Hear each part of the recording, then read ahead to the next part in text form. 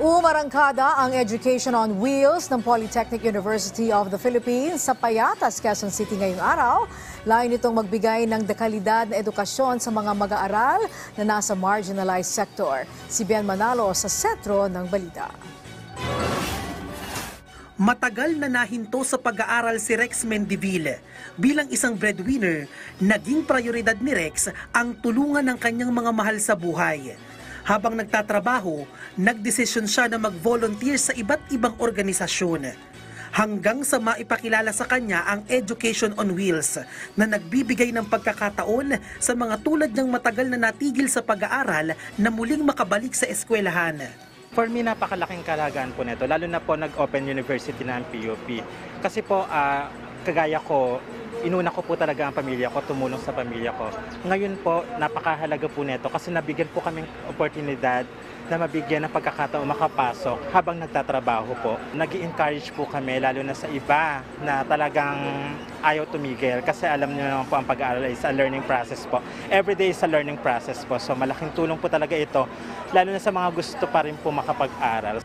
Isa lamang si Rex sa 50 first-year BS Office Administration student ng Education on Wheels na inilunsad ng Polytechnic University of the Philippines ngayong araw sa Payatas, Quezon City. Ito na ang ikatlong taon ng pag-arangkada ng Education on Wheels sa Smoky Mountain, Tatalon at Payatas sa Quezon City.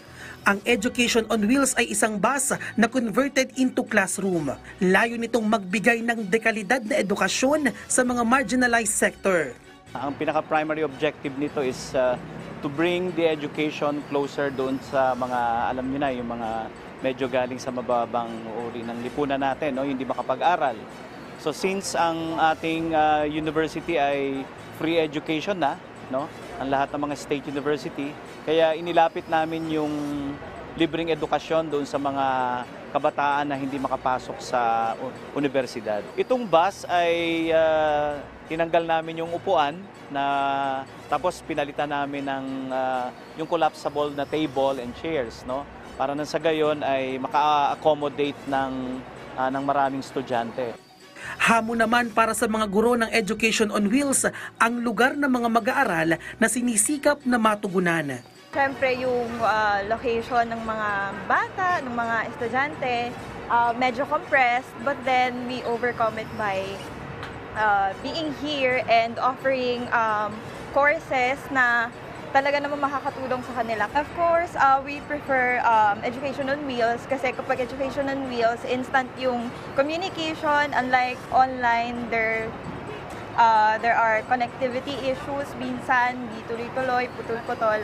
At least dito, makukuha mo yung instant nila or yung real-time, yung sagot nila sa mga questions. Hindi rito magtatapos ang biyahe ng Education on Wheels. Patuloy pa itong maghahatid ng serbisyo dahil sunod silang aarangkada sa Tatalon, Quezon City bukas, February 1. Bien Manalo para sa Bayan.